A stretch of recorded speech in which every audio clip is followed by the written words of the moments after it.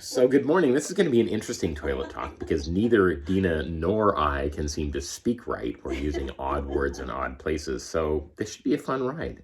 Anyway, good morning. It is Saturday, March 12th. Yes. And welcome to Toilet Talk with our lovely Dina Lynn. I'm perching on the throne. Good morning. It's still morning, yes. Oh, barely. What time is it? It's almost noon. It's like well, we slept in, and then we sat here thinking about, well, should we do a toilet talk or should we not do a toilet talk? And what's most alive? What's most alive? Yes. So anyway, Dina was talking about an interesting subject yesterday. And made a post about it on Facebook about rites of passage and the differences in rites of passage between men and women. So on that note, I'm actually going to turn the camera around and say, Dina, what would you like to tell us about rites of passage? I'm pulling up the post, which only one person liked. What's with that? And 2 comments. One was mine. So a friend of mine. Dina is feeling the lack of attention, so everybody go and like her post. So I'm going to sit on the toilet and demand some attention. Right. Friend of mine on Facebook, and I hope I pronounced his name correctly, Paul Andrade, said something in a comment, just in another post, and his comment was, "We need authentic rites of passage, elders and communities," and that like zinged right into me, the weight of that. And I agree. And I noticed, well, there's lots of things about it. Gosh, lots of things. So the Mankind Project is a group by men for men that deals with the need for rites of passage. So it honors the different stages of a man's life.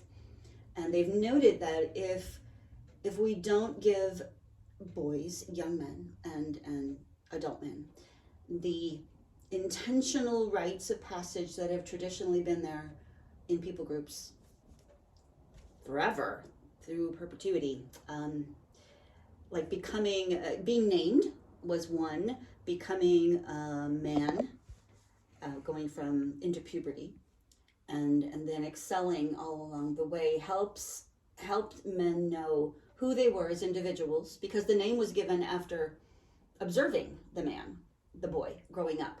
What is his personality like? What does he excel at? And he'd be given a name that fit him.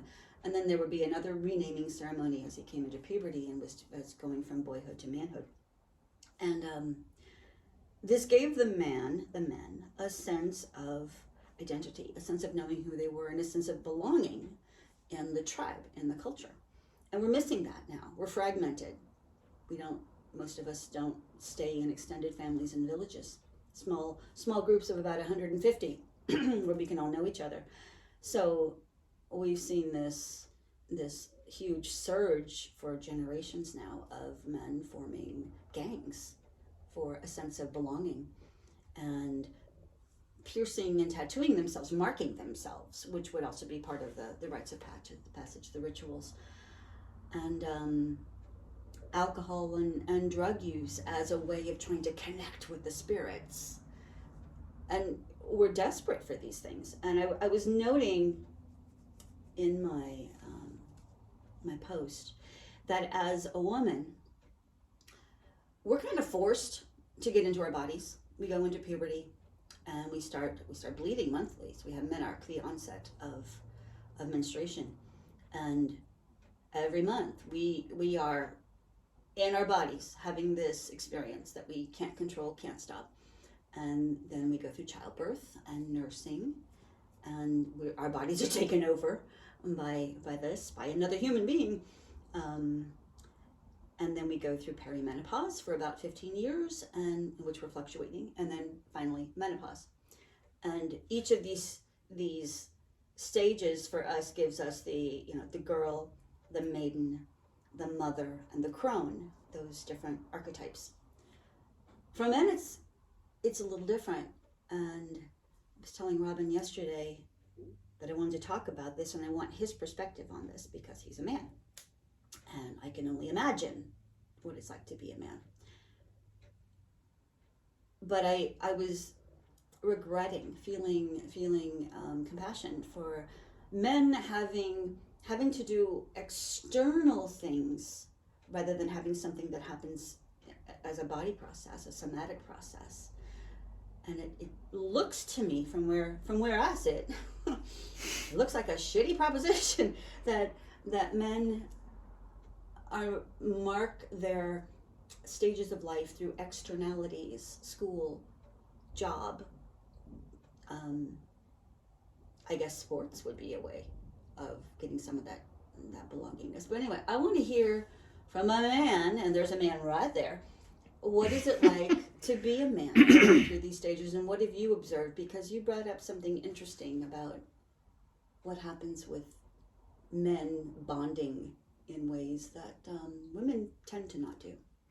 Yeah, so I've been sitting here contemplating, what kind of rites of passage, we have as men in our society. And of course, my experiences does not sum up the entirety of men's experiences either in my community, in my state, in the country, or in the world. This is very individualistic and only from my own perspective. So I grew up in a conservative community in Springfield, Oregon, but my parents were rather liberal, progressive. My father was a pacifist, and so growing up, the things that I saw for rites of passage ended up being very typical of a conservative,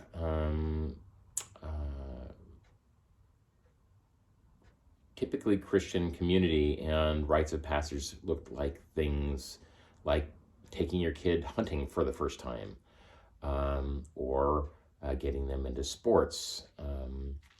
Boy Scouts was a potential area where rites of passage were pretty common, mm-hmm. and I participated in Boy Scouts, so that was helpful. But most of the time for men, especially in communities which tend to be a little bit more rural, when we start out as boys, what we're looking at the means by which essentially we go out and kill. Yeah. And that becomes our introduction to conquer and kill. Yeah, conquer and kill. That becomes our introduction to this idea of a rite of passage. My friends would go out hunting all the time in high school with their fathers, or when they were old enough by themselves, and I would go with them with my camera because I wasn't trained to hunt. I wasn't encouraged to hunt. I wasn't encouraged to kill.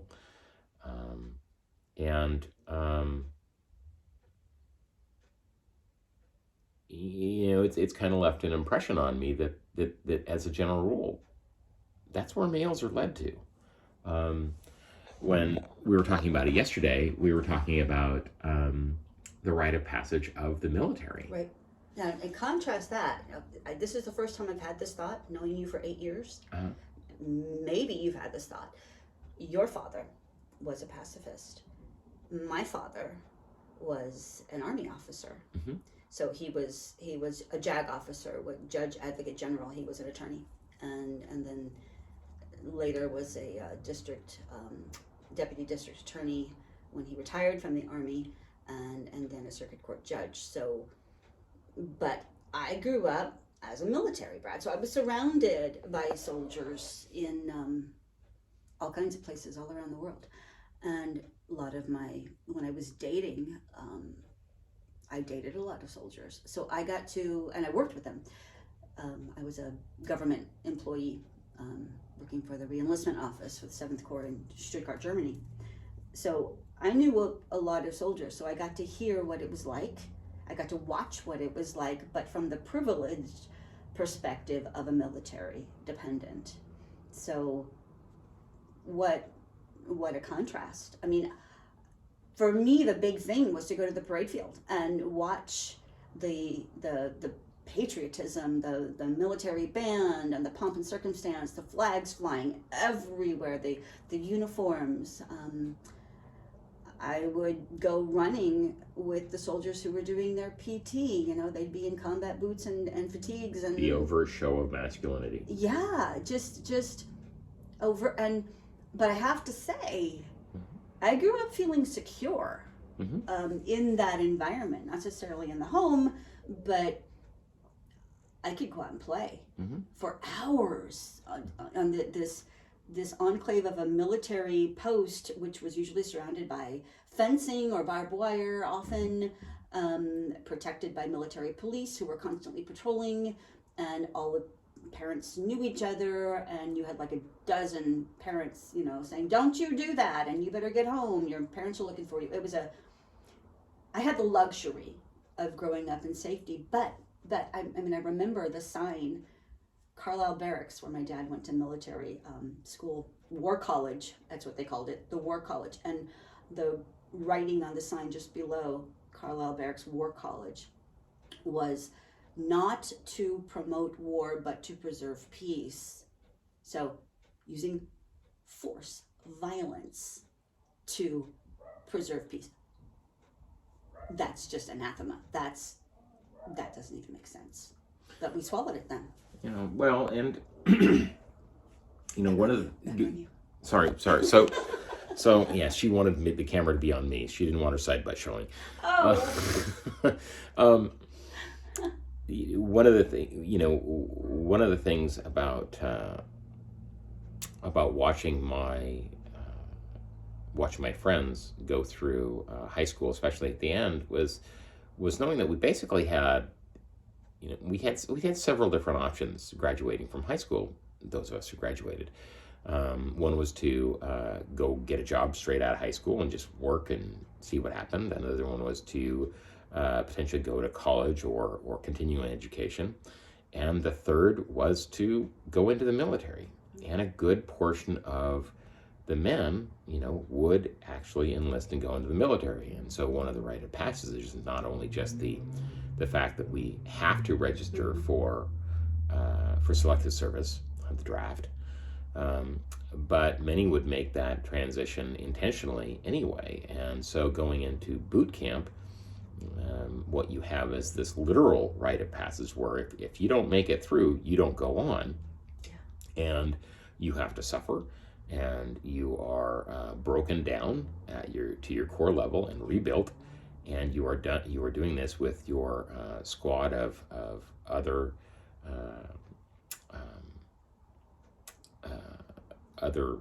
soldiers, other people who have signed up.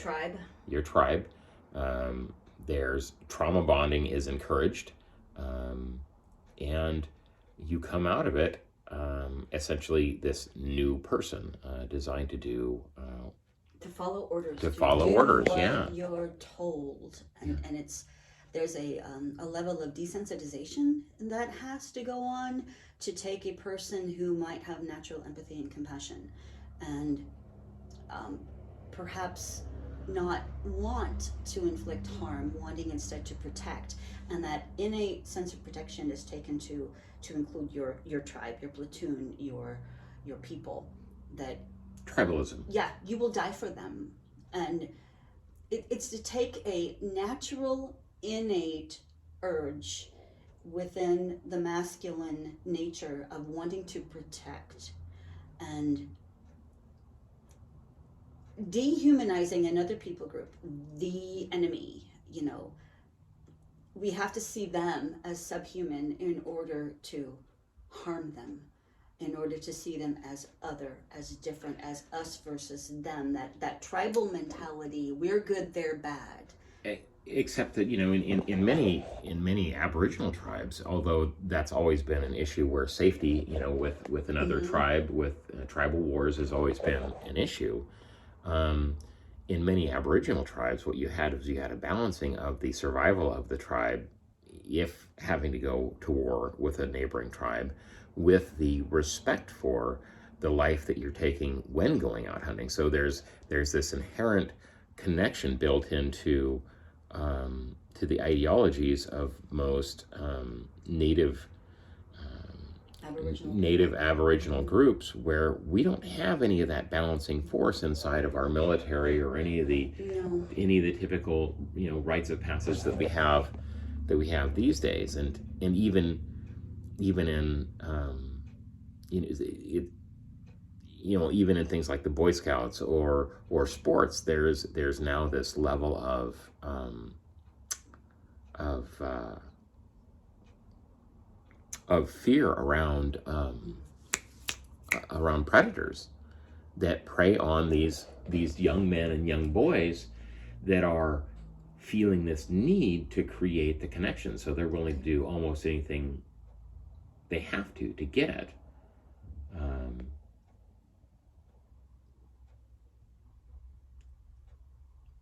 Anyway, Yeah, it's a shame that that natural urge to protect, to compete, to prove oneself, to rise up and discover I'm confident, I'm competent, I can do this, I got this. That's so prevalent within the masculine nature that gets usurped and used. And there seems to be this desperate need to fit in, to belong, to be accepted, to to be proven worthy, rather than recognizing, we each and all have innate worth, and just by existing, just by being alive, it's done. You're here, you're worthy, you have value. How right. you want to express that value, I mean, you've got choice, you've got options, you've got the ability to discover your gifts and what you've got to offer everybody else. Right. So and that's kind of comes back to where we're starting out. It's like we need much better structures for varied rites of passage, which are going to both encourage both men and women, because we really didn't get into the women's rites of passage. We talked a little bit about menstruation and the bodily the organic, changes, somatic things that happen. But we, as as a society, it seems like we need some much more structured ways bonding with women too. Because women have their own kind of competition. Right. Creating bonding and we've been taught we have to compete for a man, and we can see a woman as an adversarial person, someone who might poach upon our territory and take our partner, versus it's hard for women to trust each other because of that. We're often pitted against each other. We often compare whether or not we're attractive enough, youthful enough. That happens among women. We're not. And then there's the discrepancy between men and women, and how do we trust each other? How do we celebrate our differences rather than feeling threatened by them? And then of course we've got all of the people who don't even see gender anymore. They're wanting it to be a more fluid thing, a place that they're not nailed down to a particular more binary thing. Right, and yet I think that it seems to me that rites of passage would actually, having structured rites of passage that we can utilize, that we see as culturally appropriate. And although that's really difficult, though, because you have so many different cultures, different religions, different theological beliefs, different philosophical beliefs. How do we create rites of passage which can be utilized by most, if not all, while honoring the immense amount of diversity, both in sexual orientation as well as social upbringing. A place for everybody where however you were was accepted, was just part of the spectrum. I would love for there to be some way to go back to the sort of 150-ish number of people within a living group, within a tribe, so that no one falls through the cracks, so that everyone is known, and yet there's enough option for privacy and autonomy, as well as a belong. We shouldn't have to choose between autonomy, who we are, and accepting ourselves as individuals, and belonging, but often we do. Well, and that is part of the rite of passage too, is understanding, is Who you are gaining and how you fit. perspective, on who we are and how we fit into place. Diversity within unity. It is the quintessential discovering the shape of our own puzzle piece. Right. Right. How do I fit into this? And that shape doesn't stay the same throughout our lives either. Right. So, and that needs to be honored too. So. Yep. Anyway, I mean, that was kind of a all over the place kind of thing on. I don't know. Do you have anything more you want to say about this? It's like it's feeling like wrap up time. I can't say this is I'm feeling the most confident over this particular toilet talk ever. It seems a little bit disjointed to me, but It's we can okay. run with it. It's We can always alright. recover it. Yeah, and if Reupholster it, anyone is watching polka these dots. and liking them, I think we have one fan who was saying, "When's the next one?" So we've got one that we recently uploaded that'll go out, and then this one will go out probably quicker because we're working with the technology. But if you, whoever you are watching this, have something you would like to have us discuss, we'll pretty much take on anything. So go ahead and give us your suggestions, and we'll roll with it. Wow. And in all fairness, Dina and I are just simply two souls with lots of opinions and viewpoints in this world, and we're not experts on anything except being ourselves, and We don't even even agree with that's ourselves. questionable. Yeah, even that's questionable. But I think it's important, and I think Dina will agree with this too, that it's important that all of us as common people talk about what our beliefs are. Yeah, share stuff. Not necessarily to try and refute the knowledge of professionals or people who have studied many things, but to add or to convince anybody of anything. This is about conversation, not this, conversion. Yeah, this is about conversation. This is about exploring ideas. And, professionals don't have all the information. They don't have each individual viewpoint of each of us. And oftentimes... I would like to be paid for my opinion. Yes, yeah, well... I would just like to spout things all day and have people give me money because I said something. But, working on that. Yeah, so this is all discussion or all fodder for discussion. Yeah. That's all this is. So, anyway. All right. Have a wonderful day.